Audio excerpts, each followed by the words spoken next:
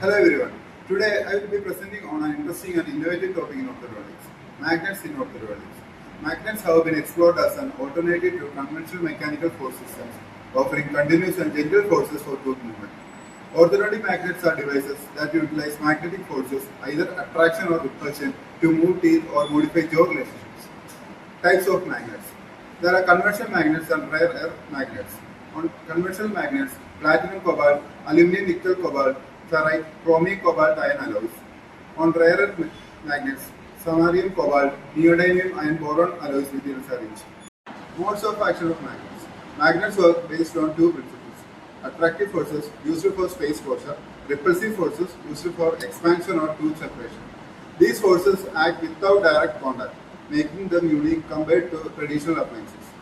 Coming to mechanism of action, magnets generate a controlled force that stimulates bone remodeling. On pressure side, bone absorption occurs, and on tension side, bone formation occurs. This leads to gradual tooth movement similar to conventional orthodontic forces but with less friction. On clinical applications, magnets have several applications in orthodontics: space closure, tooth eruption guidance, especially impacted teeth, molar distalization, palatal expansion, correction of crossbacks. They are also used in functional appliances and maxillofacial procedures. Advantages and disadvantages.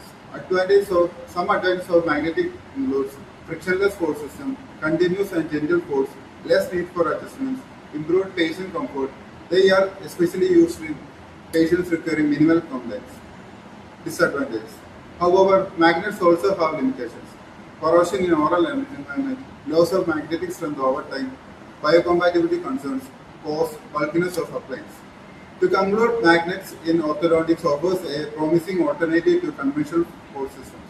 Although they are not widely used in routine practice, ongoing advancements may increase their future applications. Thank you for listening. Hope this presentation helped you understand the role of magnets in orthodontics.